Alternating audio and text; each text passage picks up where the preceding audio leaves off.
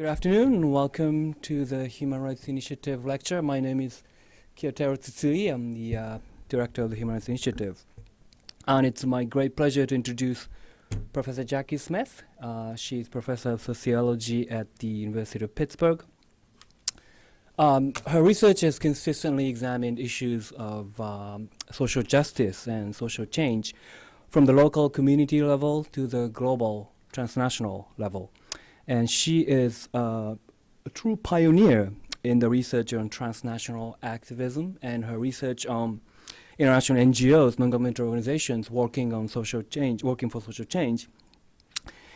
is among the first to draw scholarly attention to transnational organizing for social justice issues such as human rights and environmentalism and peace.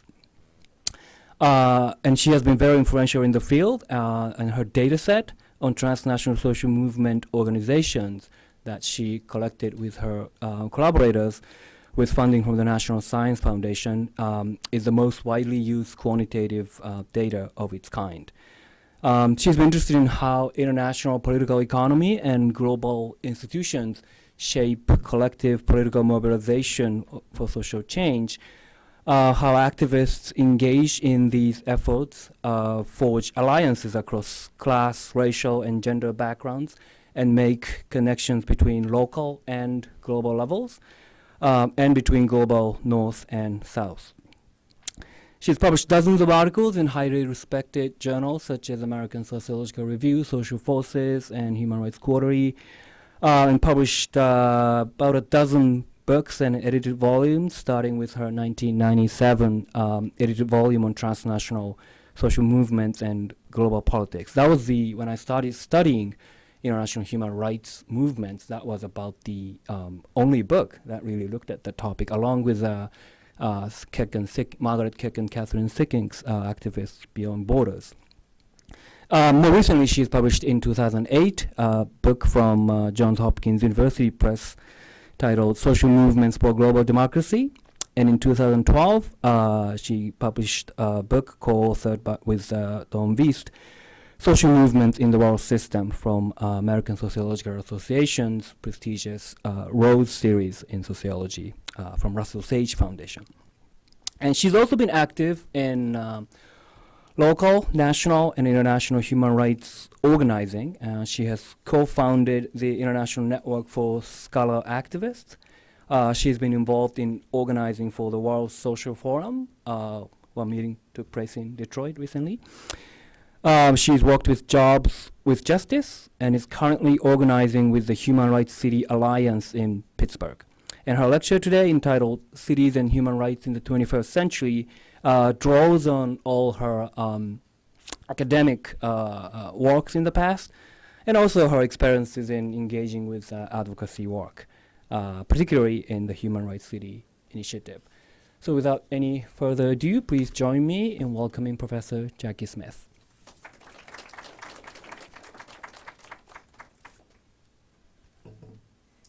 Thank you all for being here this afternoon, and looking forward to sharing really some of the first presentations from my research, which involves engaged and observant participation with social movements, moving away from doing more academic research to really working with social movements to develop our theories and analyses of how social movements work and how we think about them. So to start off, I want to summarize the main gist of my talk, which will be that we're seeing a new phase in international human rights activism. And this phase is characterized by place-based, transnationally networked struggles. So locally based, but networked globally movements. And these movements really are building upon the work of the earlier phases of human rights organizing, which focused primarily on building this, what we might call the international human rights architecture, the international treaties and laws and standards that activists can use to hold authorities accountable to human rights standards. So setting those standards, developing a body of rights that people can claim. And some of you may have read Keck and Sicking's book, Activists Beyond Borders, and read about the boomerang effect. Have you read that yet? So you know how activists can use international laws from their local settings, appeal to international standards, and put pressure on local and state authorities to try to promote change. So this newer phase of human rights activism builds on that, but it also responds to some new threats and to some of the realities that there have been real limitations to the kind of top-down, international law-oriented model of human rights organizing. Really, as you've probably read Emily Hefner-Burton's work, and she's pointing out how there's a real gap between the real proliferation of international human rights law with very little corresponding improvements in human rights practices. So we really haven't achieved very much given the extensive body of new laws that we have that supposedly should be helping protect human rights. So there's real failures with this top-down strategy that these newer movements are responding to. There's also some new threats to human rights, and some very serious ones posed by climate change, for instance, and new kinds of scarcities. So in Detroit, you're familiar with the struggles over the right to water, and that's an increasingly important conflict in many, many places around the world. There's new threats from state surveillance and you're watching right now the protests in Paris at the climate negotiations being repressed in a country that supposedly has well-established democratic human rights. And so we're seeing rollbacks in some of the achievements of the past human rights movements. So these new movements that are based in places, in local places, cities, are arising with these local identities, celebrating local identities despite globalization and its supposed erasure of local difference and the significance of the local. Place is important, as is the connections that these movements have with activists from other places. So that's what I see going on. Let me give you a little bit of background on where I'm coming from, my standpoint, how I've come to the kinds of conclusions that I'm going to share with you today. And as Professor Tsutsui mentioned, I've done work on transnational activism, and most recently have been following the work of the World Social Forums, and attending the forums and observing how people are trying to organize in these spaces and how they've been trying to connect global critiques and global analyses of what's wrong and what do we want to change and how are we going to change it as social movements. And I've been struck by these conversations in these global spaces with people from well over 100 countries at the World Social Forums. There can be over 100,000 people in these spaces from all different movements and cultures and language backgrounds. But I saw consistently that human rights was a language that helped bring groups together. And no matter how different their political and cultural backgrounds were, it was a language that helped create a common framework in which activists could work and could very quickly, they'd only be meeting for a few days at the World Social Forum, but they could very quickly be productive in their conversations.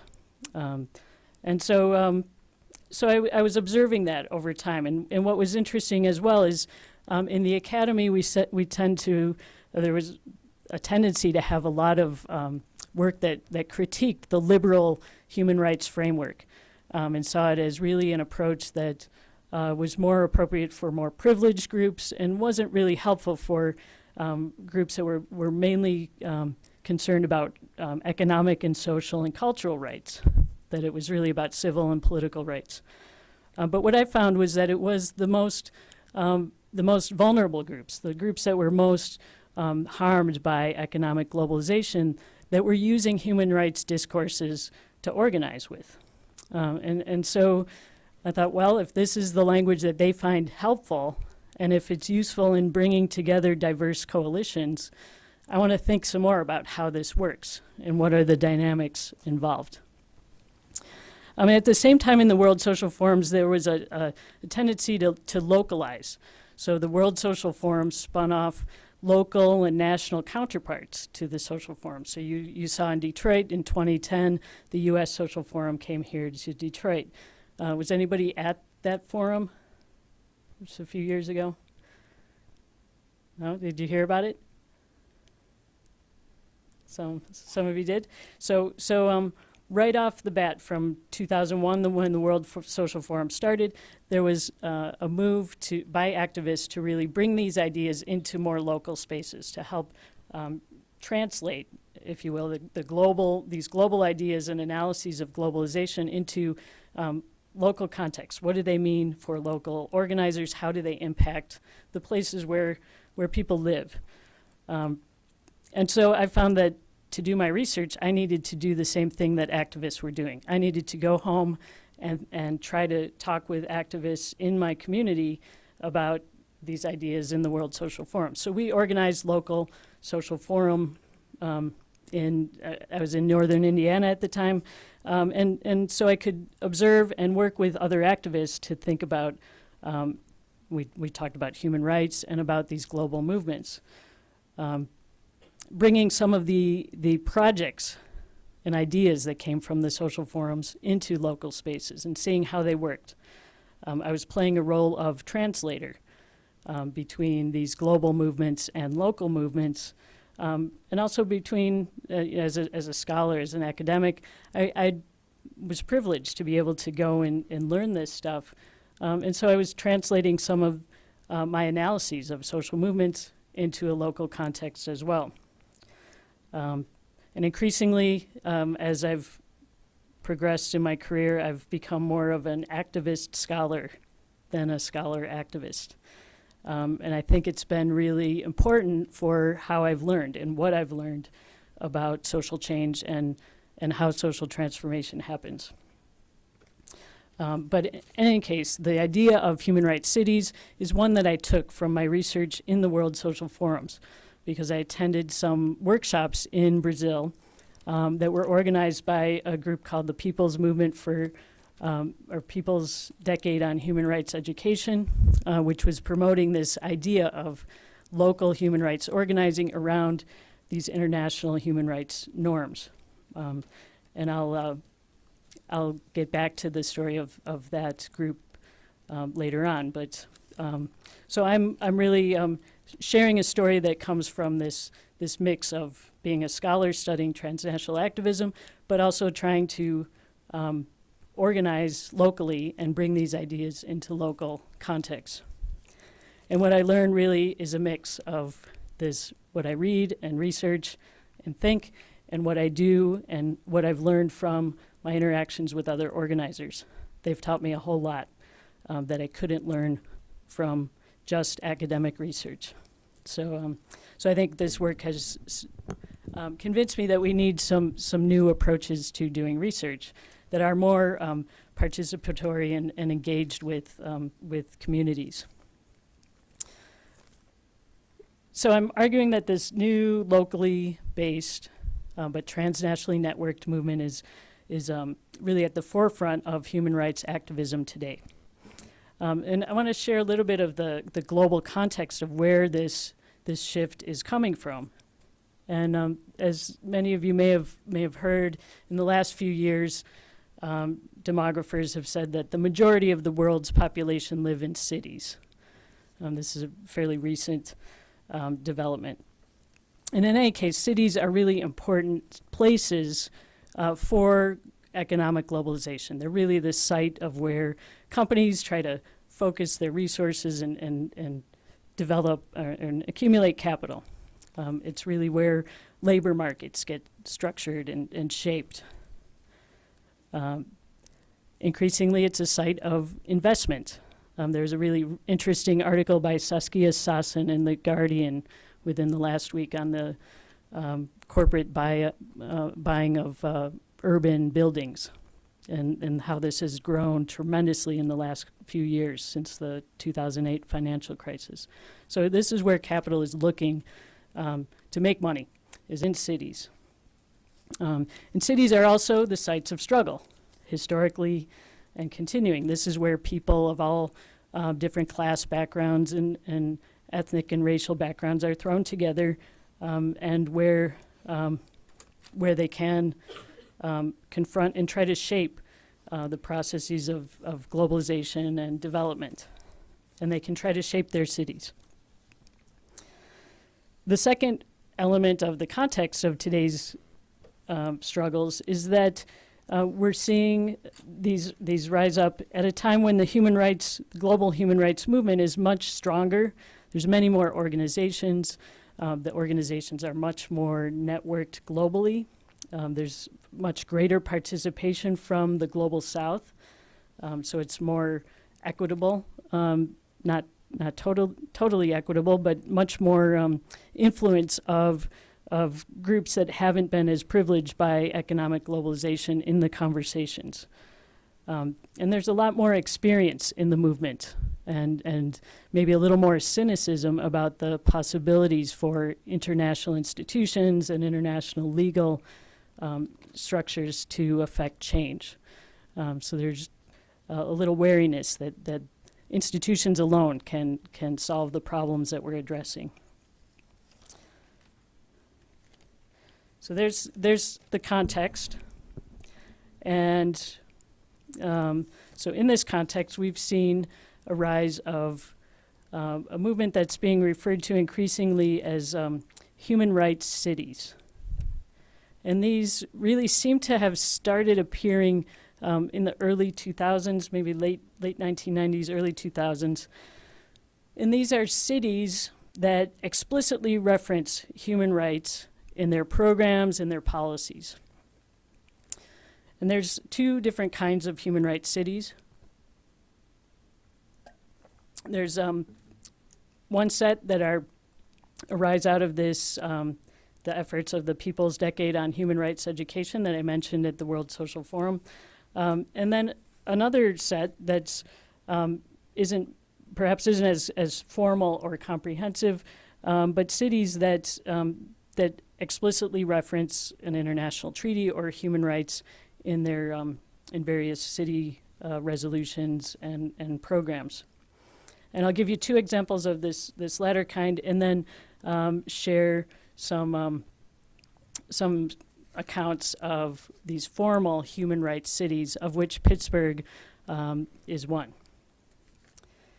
So one example I want to share, and all of these are have links to our website. This is the Pittsburgh Human Rights City Alliance website, which has a lot of documentation on human rights cities and human rights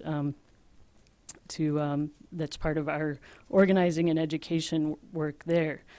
But one of these examples I want to point to is the European Coalition of Cities Against Racism, which is an alliance of cities, municipal governments, that have been coming together for a number of years, since the early 2000s, and working to develop their ideas and their thinking about how to confront racism and to fight it at the city level. So sharing best practices and learning together as part of a coalition. And they've come up with a 10-point action plan that has very concrete proposals for what city officials can do and how they can structure or city agencies to combat racism and xenophobia in their cities. And as you know, in many cities in Europe, there are really serious problems of xenophobia and racial violence in the cities. So these municipal leaders are really taking concrete action and working together to try to figure out how do we solve this problem and what are the best approaches. And I urge you to look at this 10-point action plan. It's pretty interesting for what it points to, because it really gets at some of the structural causes of violence and the denials of human rights, And it really is about thinking about institutional change in ways that we don't always see when we just look at the international treaties. I mean, these treaties are actually very abstract and don't really tell states or the local officials, which usually are the ones that have to help carry out these international treaties, even though they often don't know this. But the treaties don't give them very much guidance in very concrete terms. So the Coalition of Cities Against Racism allows these leaders to come together and kind of hammer out and figure out, how do we do this at the city level? What does it mean on the ground to take these ideas about fighting racism and to really implement them in the complex cities that we work in? So the 10-point action plan really helps point to the ways that cities can be more vigilant to monitor where they need to be mindful and proactive in fighting racism, monitoring compliance, supporting victims, engaging in public education, avoiding racial inequities in hiring and services in city levels, housing issues. So this 10-point action plan offers some very concrete guidance for city leaders. And interestingly, this European Coalition of Cities Against Racism works in partnership with the UN, I think it's UNESCO, the UN Educational, Scientific, and Cultural Organization. So there's support in international organizations for more work with municipal authorities. And this is a really interesting and pretty new development. This came about around the same time. More people working in the UN realize that if we really want to see changes and implementation of these treaties that we're working for at the international level, we have to work more with local governments, not just national governments. So even though national governments really don't want cities to be more involved in the UN, they would rather have their own secret space to work and to not be held accountable for some of these actions they take internationally. Local authorities are realizing that, hey, we need some more tools to do the work that we're being called on to do. We have more immigration, more issues that we really just need more international expertise in. And so mayors are coming together and being supported by several different UN agencies in doing this. So you can look up the European Coalition of Cities Against Racism in their 10-point action plan and maybe recommend it to your mayor and city council. Another example that's related to this one is the city of Barcelona, which is seen as one of the leading cities in Europe in terms of human rights. And it created its own Office for Non-Discrimination, which is based and really parallels the state level, the Spanish authority that's charged with implementing the European Union's anti-discrimination policy. So the city of Barcelona was proactive in creating an agency to actually implement European policy that for other states is really just being carried out at the national level. So there's some interesting writing on that by Michele Grigolo on this Office of Non-Discrimination as an example and a model for how these regional European laws can be better implemented at the city level. And Barcelona is also seen as a leading human rights city in modeling some of these ideas. One more example here of the cities that haven't, that don't call themselves official human rights cities, but that are actual leaders and models of implementing human rights at the city level. And this comes to the U.S., San Francisco. In the late 90s, it implemented a city resolution to implement CEDAW principles at the city level, the Convention on the Elimination of Discrimination Against Women. And it has seen some pretty amazing success as a result of its actions on carrying out this treaty. And as you may know, the Cidade Treaty was first opened for signature, I think, in 1979.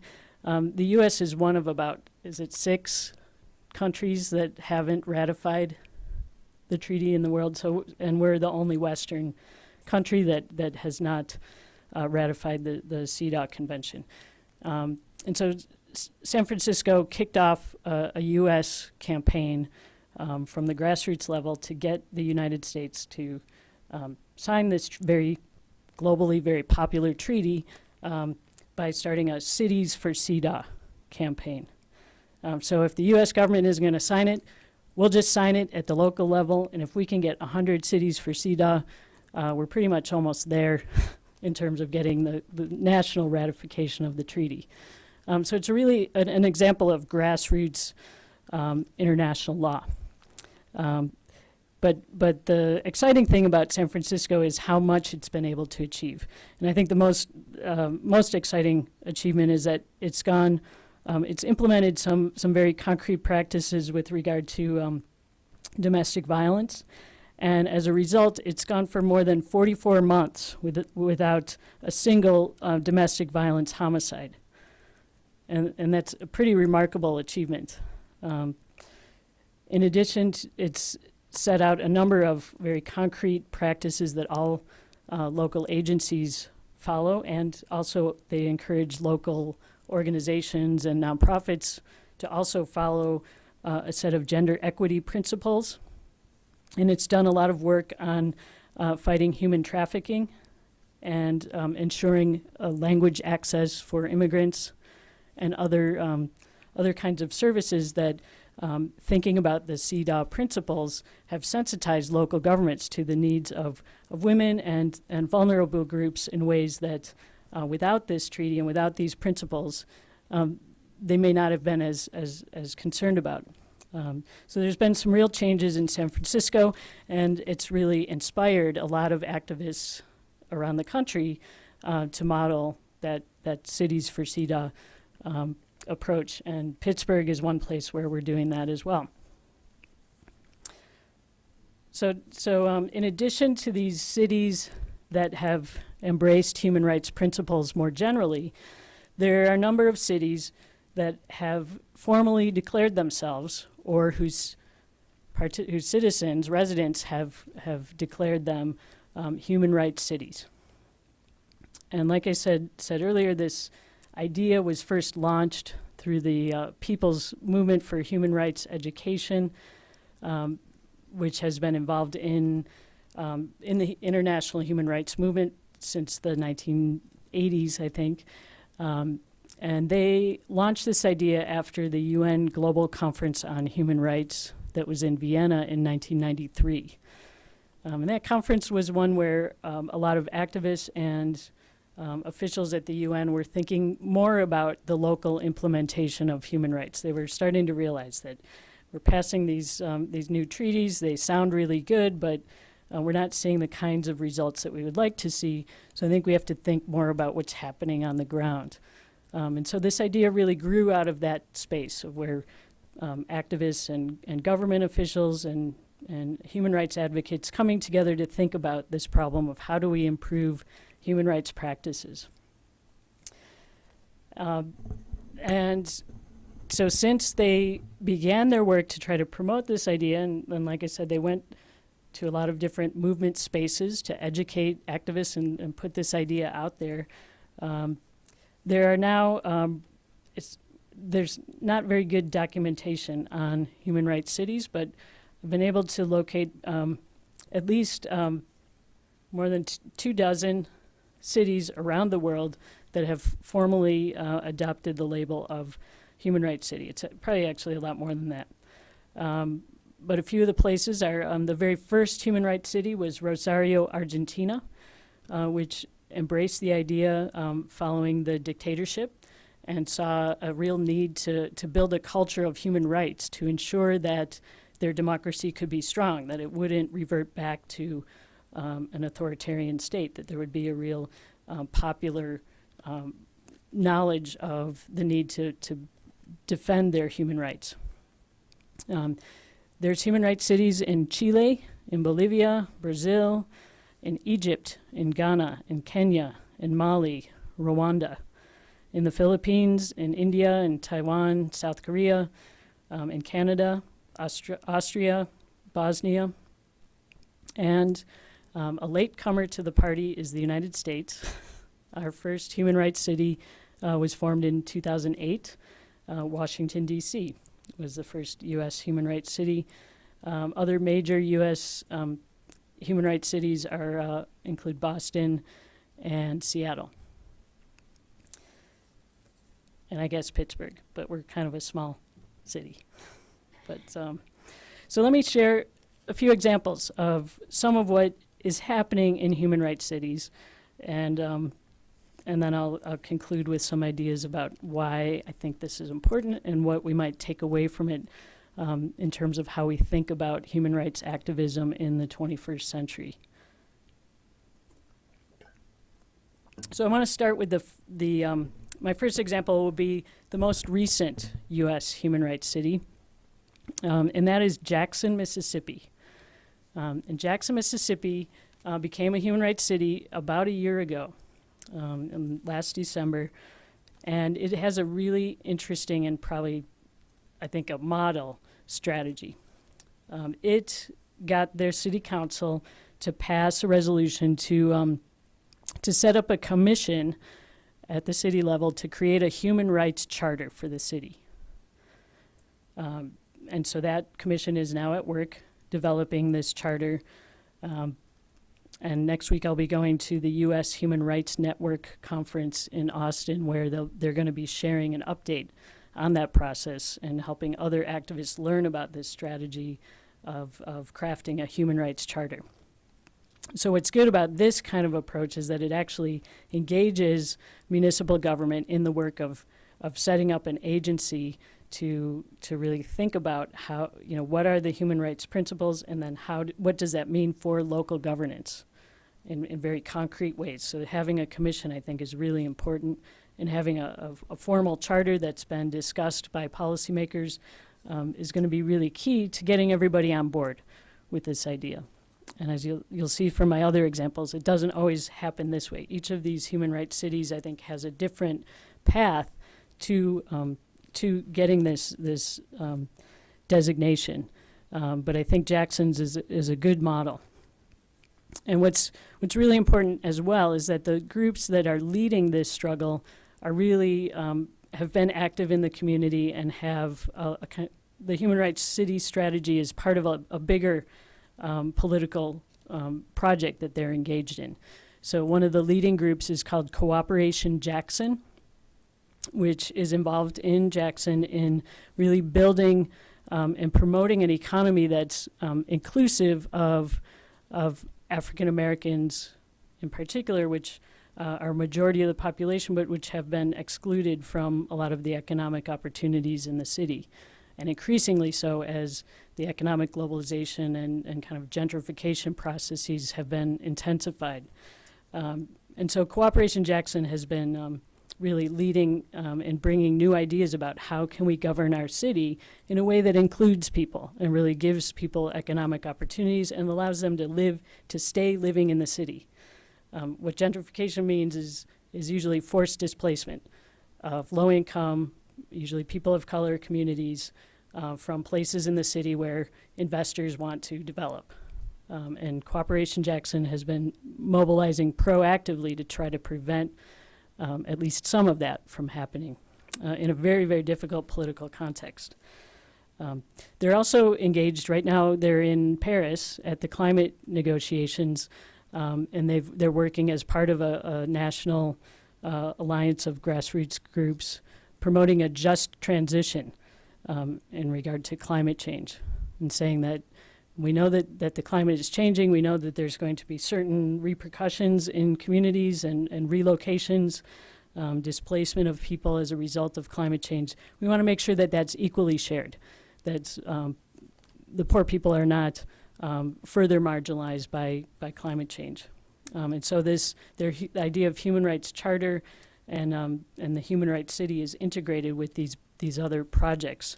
They're really about altering the racial inequalities in the power structures in the city. So in that way, more transformative than a lot of social movement activities, because it really is focused on shifting power and ensuring that groups that have been marginalized and whose rights have been abused because they're powerless, that power disparity is really addressed in these new institutions. The next city I want to go to is one of the more established human rights cities in the U.S., one of the early ones, and that is Eugene, Oregon. It's a really small city, which still has some of the same problems as all these other cities. And I guess one of the themes that's interesting is, along with the rise of cities and their central role in economic globalization, means that they all tend to have the same kinds of problems that they have to struggle with. They're all looking for investment. They're all seeing cuts in public budgets. They're all seeing influxes of populations, immigration, and also dealing with the same kinds of urban challenges of housing and crime and policing and all that. So they set up a very proactive city council set up a human rights commission, and that human rights commission has played the role in helping shape and define what the human rights city status means for Eugene, Oregon. And one of the things that they lift up as one of their accomplishments that they take pride in is called the triple bottom line tool. And that tool is something you can find online, and you can use it in your own organizations or in your university. And it asks of any project or proposal that's being brought before the city or to a local community group, it asks you to think about what are the ramifications for social equity and environmental health. And so forcing people making proposals to really think through what are the implications for the larger community and what are the human rights impacts. Interestingly, with their environmental health aspect, they encourage people to think about how is this helping Eugene address climate change. So they're really being proactive in trying to think about what's coming down the line that we're going to have to deal with, and how are we going to make sure that human rights are protected in these scenarios that may unfold. The next human rights city I want to lift up is Seattle, Washington. And Seattle is another, I think, model human rights city. And they have created a really interesting resource for other cities and other organizations called the Racial Equity Toolkit. And this is a toolkit that's used by local policymakers and different agencies of Seattle's government. And that's, again, it's a worksheet, just like the triple bottom line worksheet that Eugene came up with. And it helps planners think about issues of institutional racism and organizational culture and how it reproduces racial inequities and gender inequities. And it has really interesting language, again, addressing the questions of power and the inequalities in power that are often linked with human rights abuses. And so they very explicitly ask proposers, people proposing or writing for grants from the city, they have to do a power analysis to look at how will this project impact the power of different groups in that neighborhood or in the community. Looking at the equity issues and the different stakeholders that are involved in the particular project. And in this racial equity toolkit, there's also a component encouraging public education on racism and institutional racism, which I think is really important. As a sociologist, I really appreciate the real institutionalization of education about how these larger structures impact people's opportunities and experience. So I think the language of institutional racism is a really important contribution there. Finally, I'm going to go to Pittsburgh. This is where I'm coming from, which I know best. And I'll share a few of the bits of work that we're in the process of doing. And Pittsburgh became the 5th human rights city in the United States, and in 2011. And I moved there after this resolution was passed, just a few months. And I was surprised and happily surprised to hear that, hey, they know about human rights cities. Because I knew about it from my research, but very few other people that I encountered knew about it. So I was very pleasantly surprised to learn this. The Human Rights City status was the result of activism by a youth organization, an anti-racism youth organization that went to the city council with a proposal for a city proclamation declaring Pittsburgh a human rights city. And the proclamation's on our website. It sounds really nice, and I'm really proud of it. But the unfortunate thing is that hardly anybody in Pittsburgh knows about it, including a lot of the people that work for the city. So, in 2013, we elected a mayor, Bill Peduto, who was on the city council when the city proclamation was passed. And so we got together with a few different organizers, and we said, hey, why don't we try to hold him accountable to this thing that he signed back when he was on the council. And so we used his election to kind of rally groups around the idea that, hey, we can use human rights as a framework to bring a lot of different groups together and really call on the city to be more proactive in implementing this proclamation of our human rights city status. And so we've been working since 2013 to do that. And I've learned how difficult this kind of work is, because we're really not only trying to change government. And I think if we were trying to just change government, it might be easier. We're really trying to change culture. We're trying to change the way people think. We're trying to change the way organizers think. And one of the biggest challenges, at least in the early stages of our work, has been trying to get different activist groups to think of their struggles in terms of human rights and to see the connections between this group's work on LGBT rights, this group's work on housing, this group's work on transit, and these student organizations working on various issues related to student concerns and unions and the worker organizing.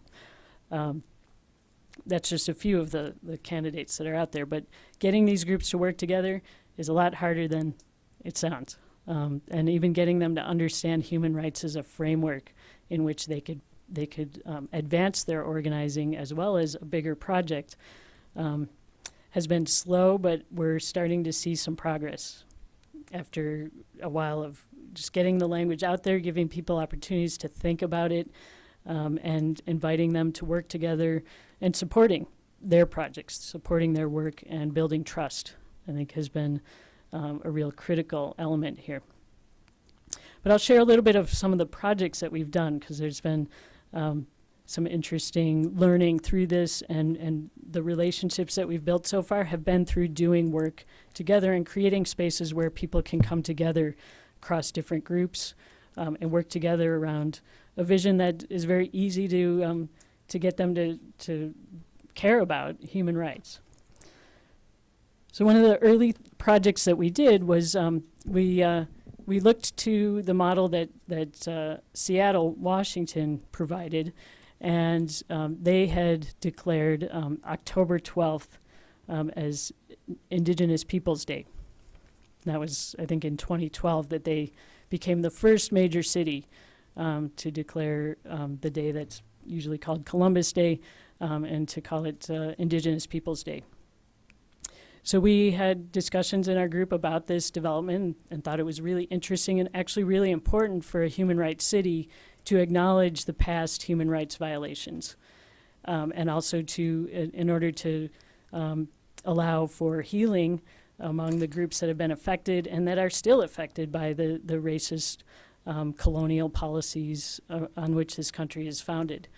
So we saw Indigenous Peoples Day as an opportunity for the kind of truth-telling that we talk about when we look at international and kind of post-war human rights projects are often oriented around truth-telling, and we saw Indigenous Peoples Day as a parallel to the kinds of truth commissions that you saw, say, in South Africa after apartheid.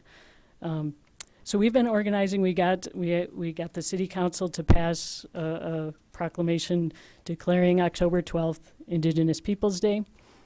Just like with the Human Rights City, hardly anybody found out about it, except for people who went to our website and who knew our networks. But we've been working with the local Council of Native American People and organizing activities around Indigenous Peoples Day.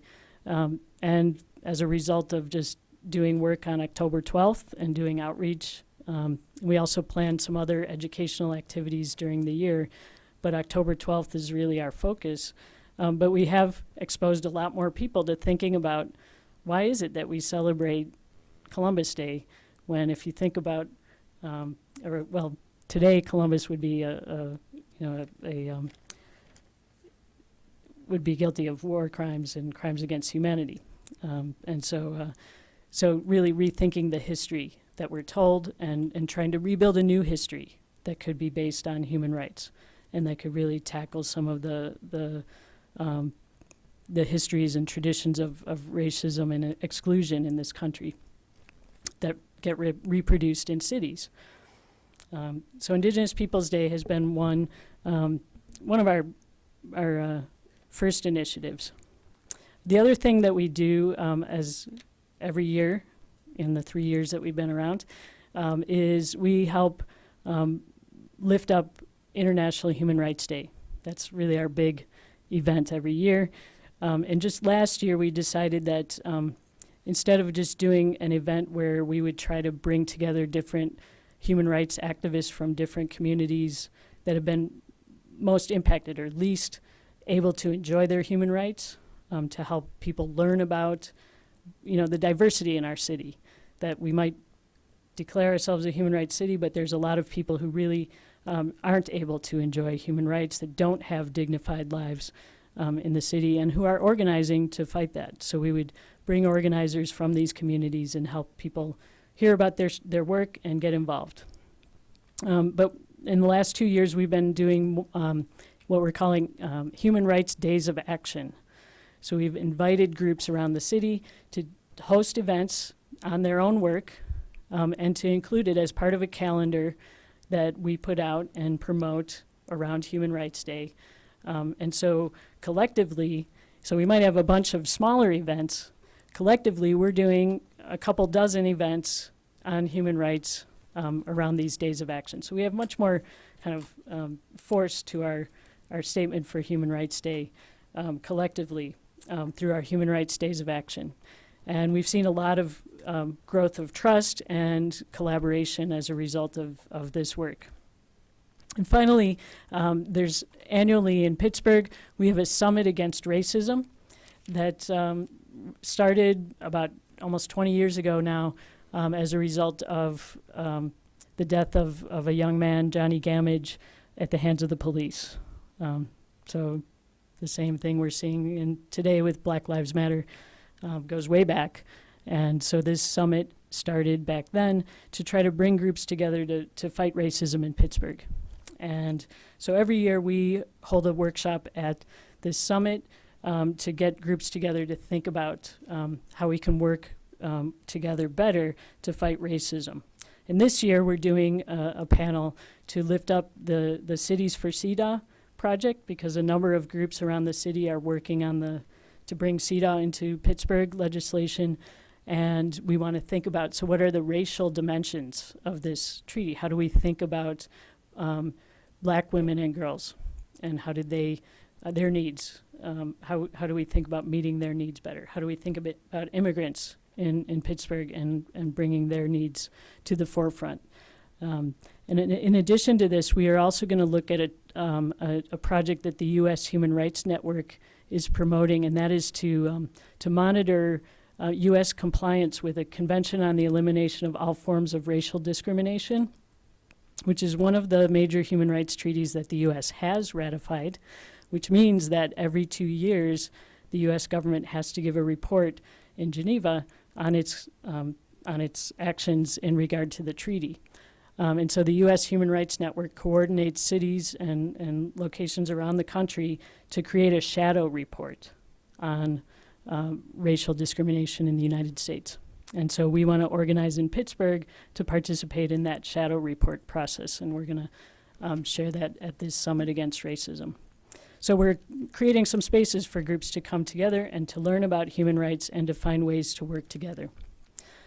So I'll just conclude with a few thoughts on this new phase of transnational activism for human rights that we might call international law from below. I think what's important is that it really does build from earlier human rights movements and takes advantage of the legal infrastructure that we have at the international level. We might think about it as going beyond the boomerang effect and implementing what Mary Calder calls a double boomerang. That in implementing human rights locally, it's reverberating back into the international legal system and reinforcing international law, strengthening international norms by saying that, hey, people in cities support this and see international law and human rights norms as legitimate, and governments are being watched in a more obvious way through this strengthening this kind of reciprocal relationship between local and global that we might call the double boomerang. And I think this project, in thinking about these locally grounded, transnationally networked organizations, we might think about what does that mean for international human rights law. It raises questions about state authority and how does the transnationalization of claims impact states which are supposed to be carrying out these treaties. It also suggests that we have to think a little bit more about how culture changes, moving beyond institutions and thinking about just laws and institutions to thinking about how do we create processes that can change the way people think and can change day-to-day practices and culture.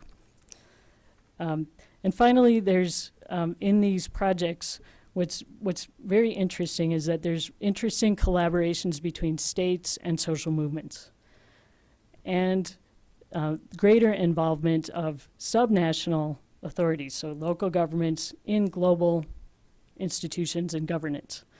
And this, I think, is reflecting some important changes in the way international law and international institutions run.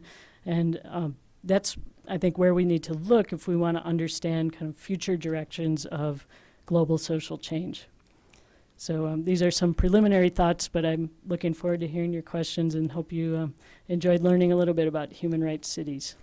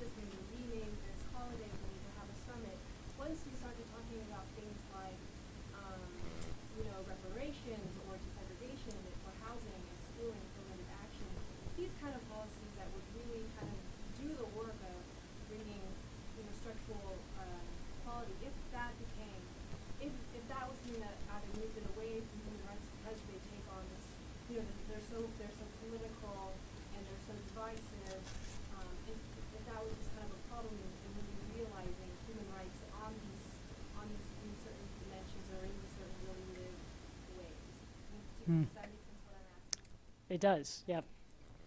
So I think the did everybody hear the question?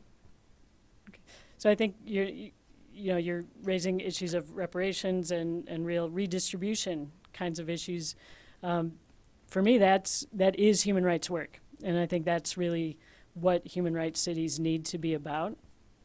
And but it's also probably why we've had so much difficulty getting a lot of groups to come together, because a lot of the ways people, especially more privileged groups, have framed human rights is in much more limited ways, not really addressing redistribution, but ensuring that the more privileged groups, can protect what they have and maybe get a bigger piece of the pie.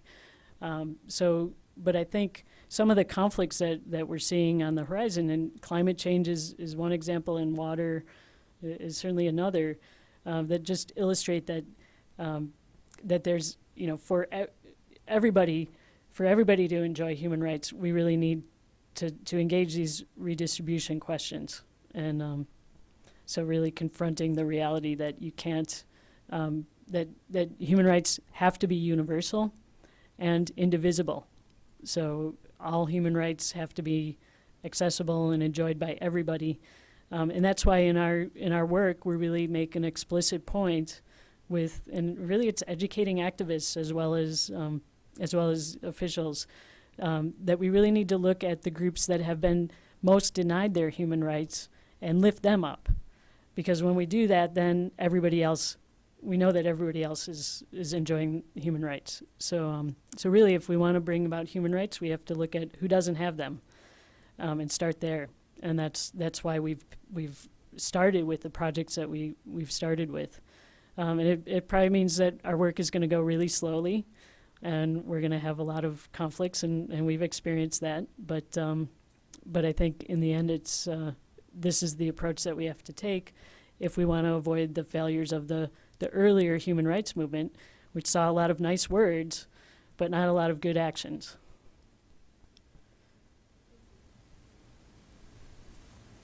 Thank you for your talk.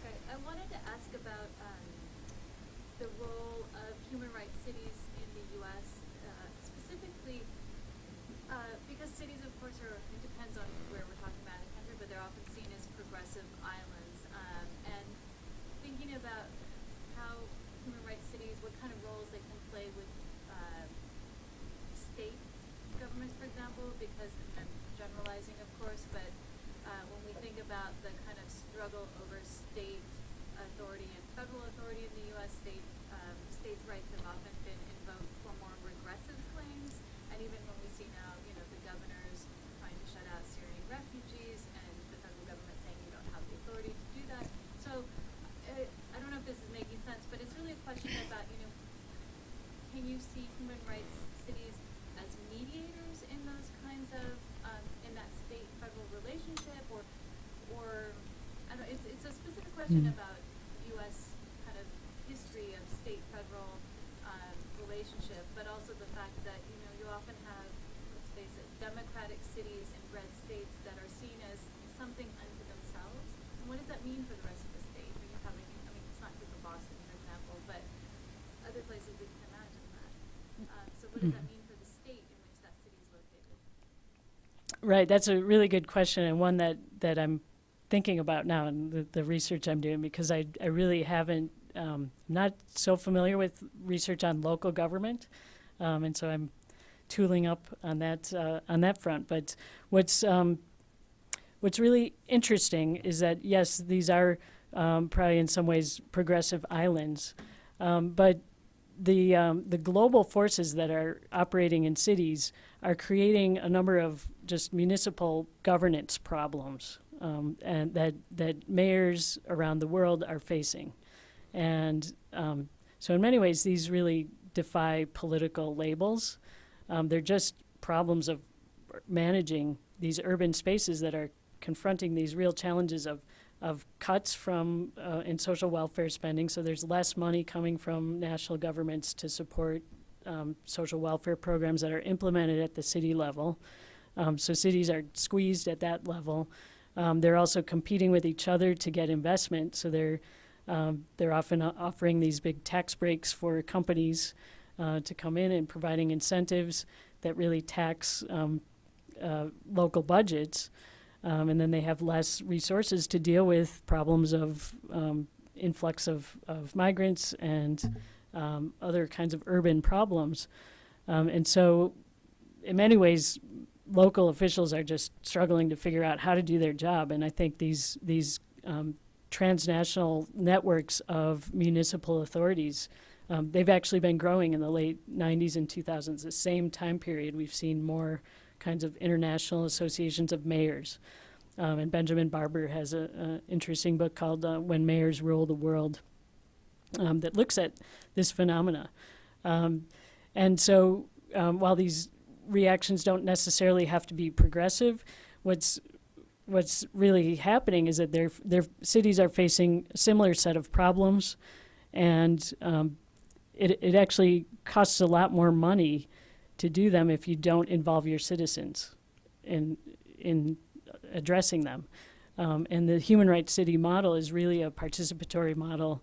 It's about democracy and dialogue and inclusion and learning and education about human rights. And so it actually provides a somewhat cost-effective way of engaging active citizens in the work of governance, if it works well and is done right. But it does provide that kind of participatory model of governance that can help address these widespread and really deepening kinds of crises that local government officials are facing at a time when they have less and less money to deal with it. So it's still a pretty new movement, but I'm hopeful. What's also fascinating is that scholars have not been paying very much attention to it. So I pointed to its origins in the late 1990s, and I was really surprised that when we started work in Pittsburgh, I couldn't find any documentation of human rights city work, even though it had been going on, and there's lots of cities around the world, but we don't know anything about them. So we need more scholars to study it so that we can lift up what are the good lessons that we can take so that we can share these with other city leaders and help them learn how do you manage conflicts that are common to all these cities and that are really facing some important challenges with climate change and the kinds of disasters that can happen as a result of climate change really exacerbate some of these urban tensions that work to build a human rights culture can help cities be more resilient in the face of some of these challenges.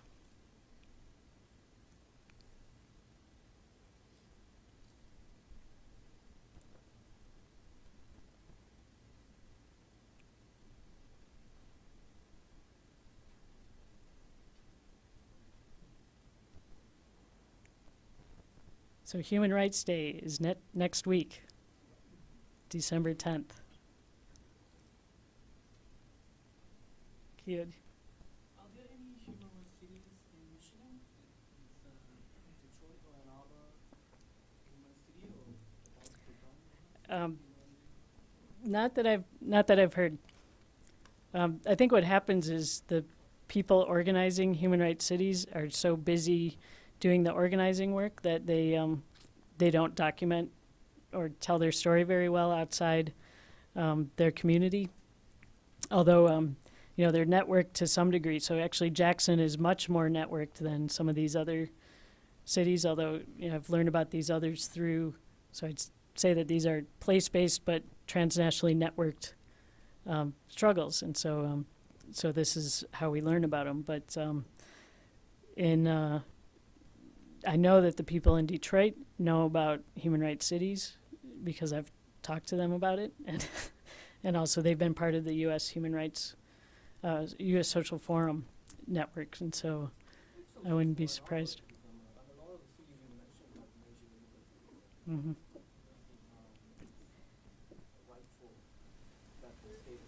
I think, yeah.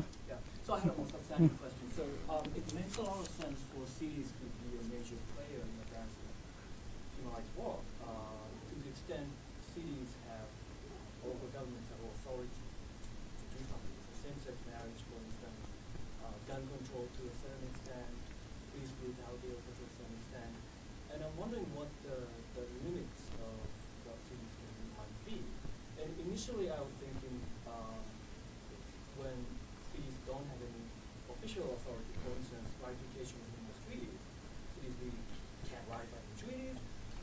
hundreds of cities in the U.S. push for CEDAR ratification might be something. So actually, city initiatives can actually go a long way towards changing behavior at federal level. But at the same time, if, for instance, a lot of cities started doing some kind of gun control measures, NRA would mobilize, and there would be some kind of decision to limit what cities can do. I could envision something like that happening down the line. So I'm wondering what you see as sort of limits of what those initiatives by municipalities might be. Right, that's a great question, and we've encountered that puzzle in our work in a number of fronts, and thinking about particular areas of policy and where the city really doesn't have a lot of control. So in Pittsburgh, public transit, it operates at the county level, and so if we want to advance a human right to public transit, we need action at the county level. Similarly, with regard to LGBT rights, we found that really we need a state level ordinance in order to really impact, because we have good legislation at the city level, but the city is a very small space, and a lot of residents or people who work in Pittsburgh are affected by places or policies that are outside of the city limits. And also in Pittsburgh, we have a ordinance that establishes rights for nature, and that bans fracking.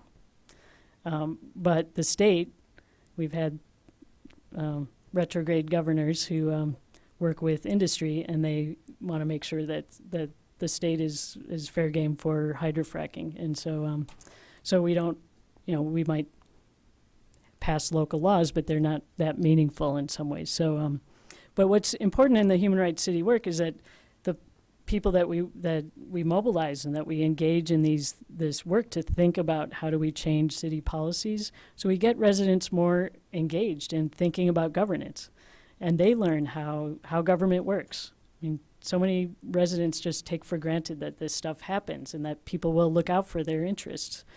But that's what we know from the history of human rights, is that you don't just get rights. People don't just give them to you. They're part of struggle. And that if you want them, and if you want to protect the rights that human rights defenders before us have won for us, we've got to be vigilant and we've got to organize.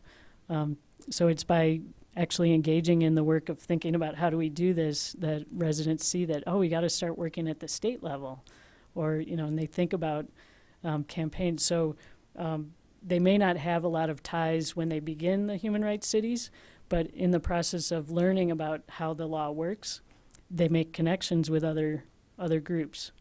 But I also think that there's another point that's important that I've learned from my work, is that we need many more people from the academy to be involved in working with social movements on this stuff, in part because we can be helpful in thinking about these different levels of law and the institutions, so that we can help think about or actually help develop what we might call a legal imaginations.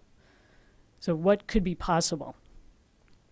But you have to know what the law is and what the institutional possibility and the constraints are in order to come up with a vision of what we could do as a community to change it. And we have some skills that we can really bring to this movement, including helping document it and write down what have we accomplished and what are the lessons, analyzing what's happened in these different human rights cities that might be good models for other places. Academics and intellectuals can be really helpful to movements in providing this kind of skills. Even just bringing the idea of human rights cities to local communities and saying, hey, why don't we try this? Because we're in a place where we can learn about what happens in other places. A lot of community activists really don't have the opportunities to learn about global movements or even movements outside of, in other parts of the country. So yeah, start a human rights city in Ann Arbor. Get Detroit folks on board to get to work on it there.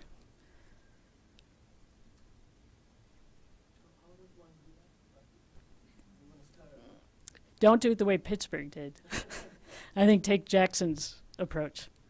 And there, yeah, I don't know how well documented that is, but the U.S. Human Rights Network website has some resources, and Cooperation Jackson is another place where they'll have some documentation, and I think increasingly they'll have more on the Human Rights Charter. But you can find the Pittsburgh Proclamation on our website, and at the very least, those kinds of proclamations can be brought to community groups, and I think the best approach is to build a coalition of groups in the city who are committed to making this happen before you go to public officials. So build a real commitment among community organizers first. The youth group that got the city proclamation in Pittsburgh passed didn't really work with any other organizations in the city, but I still kind of point to them as, hey, the youth are taking leadership on this, and the rest of us have to get on board and help make it happen. But it helps to really build a community organization first, and then convince city officials to implement these ideas, and then be committed to working with them, because it really is about thinking about shared governance and working together with city officials, but also pushing them, holding them accountable to the real power questions and the redistribution questions that are at stake in a lot of these conflicts over gentrification is a really important struggle in a lot of cities. That's about resources and who gets them and how development proceeds in a city.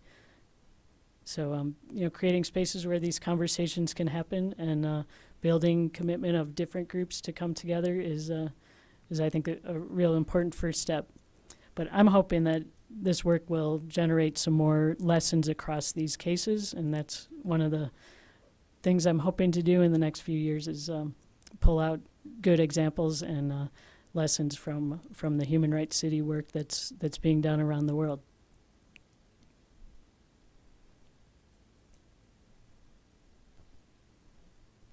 Good. Thank you, everybody.